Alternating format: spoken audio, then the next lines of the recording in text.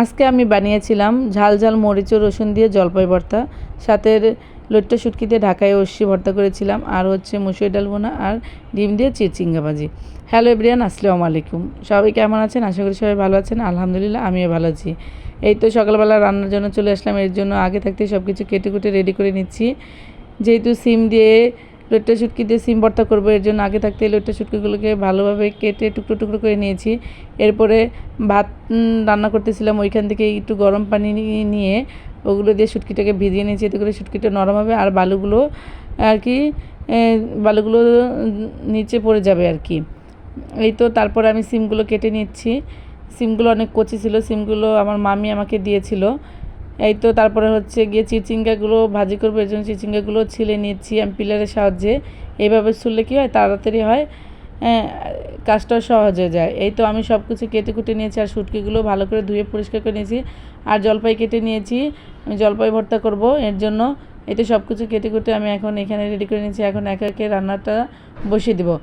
যে প্রথমে আমি ডাল ভুনা করবো, এর জন্য ডালটাকে হাতে মেখে নিয়েছি। এর জন্য দিয়ে দিয়েছি আদা রসুন বাটা, পেঁয়াজ, কাঁচামরিচ, হলুদ গুঁড়ো, মরিচ গুঁড়ো, ধনিয়া গুঁড়ো, তারপর হচ্ছে লবণ আর পরিমাণমতো তেল দিয়ে এটাকে ভালো করে মাখিয়ে তারপরে অল্প একটু পানি দিয়ে চড়িয়ে দিয়েছি।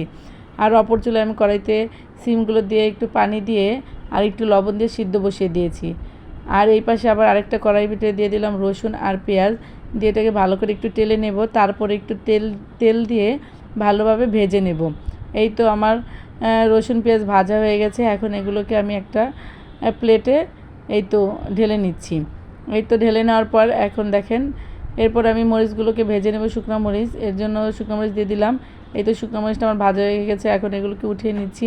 এই তেলে আমি ডালটা বাগার দেবো, এর জন্য দিয়ে দিচ্ছি পেঁয়াজ কুচি এবং রসুন কুচি দিয়ে এটাকে একটু লাল লাল করে ভেজে নেব। এরপরে এই তো বাগারটা দিয়ে দিলাম।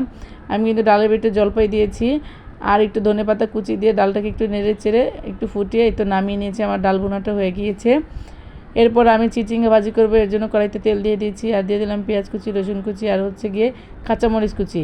পেঁয়াজটা যখন একটু ভাজা ভাজা হয়ে যাবে তখন এর ভিতরে দিয়ে দিলাম একটা ডিম আর একটু লবণ। ডিমটা আমি আগেই ব্যবহার করি, অনেকে ডিমটা ভাজি হওয়ার শেষে ব্যবহার করে, কিন্তু আমি আগেই ব্যবহার করি। এতে করে কি চিচিঙ্গার ভিতরে ডিমের ফ্লেভারটা পুরো যায় আর খেতেও ভালো লাগে। এর জন্য পরে ভাজা হয়ে গেছে তখন দিয়ে দিলাম হচ্ছে চিচিঙ্গাগুলো, দিয়ে তারপরে এর ভিতরে দিয়ে দিলাম একটু পরিমাণ তো লবণ আর ধনিয়া গুঁড়ো দিয়ে এটাকে ভালোভাবে নেড়ে চেড়ে এই তো এরকম করে একটু পানি উঠে গিয়েছিলো, পানিটা আমি জোরে জাল দিয়ে শুকিয়ে নিয়েছি।